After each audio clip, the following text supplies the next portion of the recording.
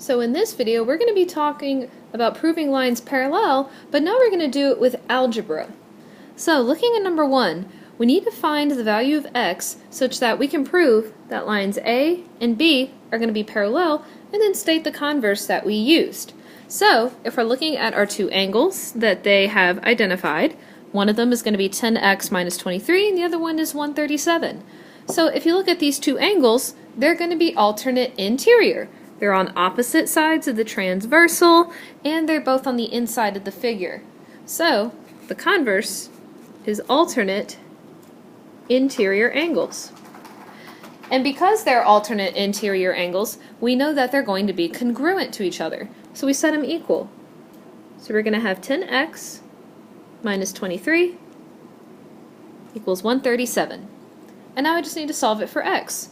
So I add 23 to both sides, so 137 plus 23 is 160. We divide by 10, and x is equal to 16. So not too bad for our first example. Now let's look at number 2. So once again, we are giving this 74 degrees, and then the other one is 9x plus 11. So let's see, what angle pair are they creating? I believe they're creating corresponding angles.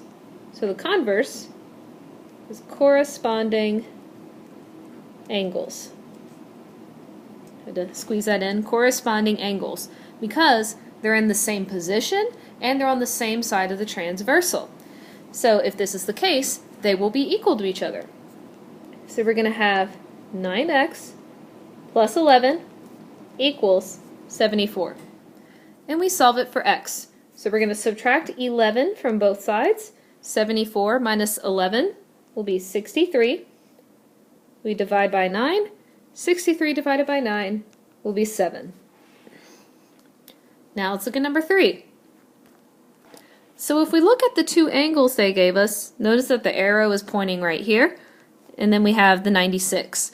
So these are both inside of the picture, and they're on the same side of the transversal. So if this is the case, where they're falling in this same little section together, these are going to be consecutive interior angles. So these are going to be consecutive interior. Here, I'll go down here to finish it off. Consecutive interior angles. So this is the one case where they are not going to be equal to each other. They add up to 180. So we're going to add these two angles together and set it equal to 180. So we're going to have 6x minus 30 plus 96 equals 180. And so now we solve for x. So I have some like terms over here that I can combine. So just go ahead and bring down the 6x, and then 96 minus 30 is going to be 66. So plus 66, and it is equal to 180. We subtract 66 from both sides, so 180 minus 66 is going to be 114. And we divide by 6, and my final answer is 19. And once again, we used consecutive interior angles. So now looking at number 4. So we have 33 degrees over here, and then right here where the arrow is pointing, we have the angle 7x plus 5. So if you look at these two angles, they're on opposite sides of the transversal, and they're on the outside of the picture, because you can see these are over here. So that means that they're going to be alternate exterior angles. So the converse is going to be alternate exterior angles. Okay? And now alternate exterior angles will be equal to each other. So set them equal. So we have 7x plus 5 equals 33. And now we solve for x. This one's pretty easy. We just have to subtract 5. So 7x is going to be equal to 28.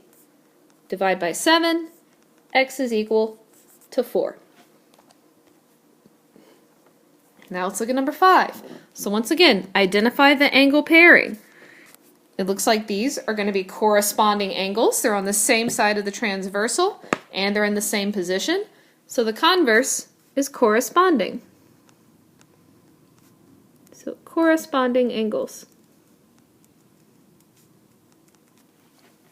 And since they're corresponding, they have to be equal to each other. So we're going to have 8x minus 17 equals 5x plus 19. And now let's solve for x. So I like to try and keep x positive whenever I can. So I'm actually going to subtract 5x from both sides. And we're going to get 3x minus 17 equals 19. And now we're going to add 17 to both sides. And we get 3x equals 36. Divide by 3. And 36 divided by 3 will be 12. So x is going to be equal to 12. And now we look at number 6. So once again, we have angles that are both on the inside of the picture, occupying the same space, and they're on the same side of the transversal. So these are going to be consecutive interior angles. So for converse, we're going to put consecutive interior angles, and I'm going to start abbreviating now. So remember, with consecutive interior angles, these are not equal to each other. In fact, they're going to be supplementary, which means they add up to 180. So we add these two angles together.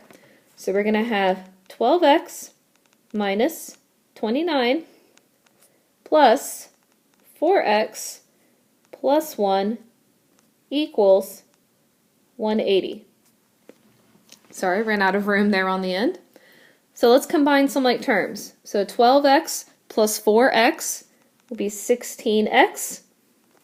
And then negative 29 plus 1 is going to be negative 28. And it's equal to 180. And now I solve for x. So I'm going to add 28 to both sides. And we're going to get 16x equals 208. Divide by 16. And x is going to be equal to 13. Now let's look at 7. So look carefully where your arrows are pointing, because we're looking at this angle right here for 6x plus 5, and then this angle over here for 8x minus 37. So they're on opposite sides of the transversal. They're both on the inside of the picture, so that means they have to be alternate interior angles. So alternate interior angles. Alternate interior angles are going to be equal to each other, so set them equal. So we have 8x minus 37 equals 6x plus 5.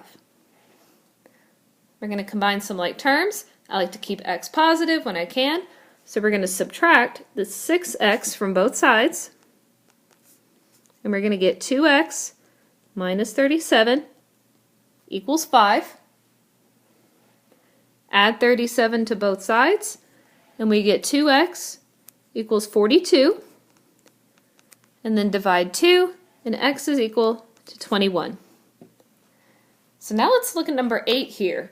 So this one's a little different because they definitely define this angle right here, the 4x minus 18, but I don't see another number on there. However, they did put this little box for this corner over here.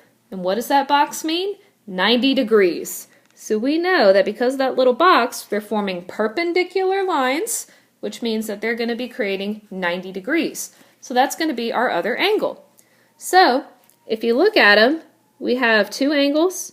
They're in the same position, same side of my transversal. This is my transversal right here. So that means they're going to be corresponding angles. So corresponding angles. Same position, same side of the transversal. And we set them equal. So we're going to have 4x minus 18 equals 90. And now we solve for x. This one's pretty easy. Just add 18 to both sides. And we're going to get 4x equals 108. Divide by 4. X is equal to 27. Last two problems. So number 9 here, we have 23x plus 1 for this angle right here. and then 27x minus 19. Slightly bigger numbers this time. So if we look, they're on opposite sides of the transversal, and they're on the outside parts of the picture. So these are going to be alternate exterior angles.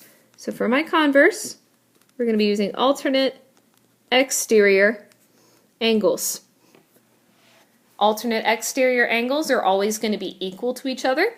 So let's set up our equation. So we're going to have 27x minus 19 equals 23x plus 1. Combine like terms. I like to try and keep x positive whenever I can.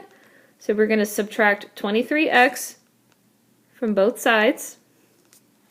And 27 minus 23, that's going to be 4x minus 19 equals 1. We're going to add 19 to both sides, and we get 4x is equal to 20. And then divide by 4, and x is equal to 5. And finally, number 10. So if we look at where our arrows are pointing, we have this angle right here is going to be 4x minus 5, and then this angle over here is 13x minus 2. So if you look, they're both on the inside of the picture, on like the same side of the transversal. In fact, they're occupying essentially the same space. So this means that these are going to be consecutive interior angles. And remember, consecutive interior angles are not equal to each other. They add up to 180. They're supplementary. So we add them together. So we have 4x minus 5 plus 13x minus 2 equals 180. So let's combine some like terms. So 4x plus 13x is going to be 17x. Negative 5 minus 2 is going to be negative 7. It's equal to 180. And let's solve for x. So we're going to add 7 to both sides, and we're going to get 17x equals 187. Divide by 17, and x will be equal to 11. And that's how you use algebra to prove that lines will be parallel.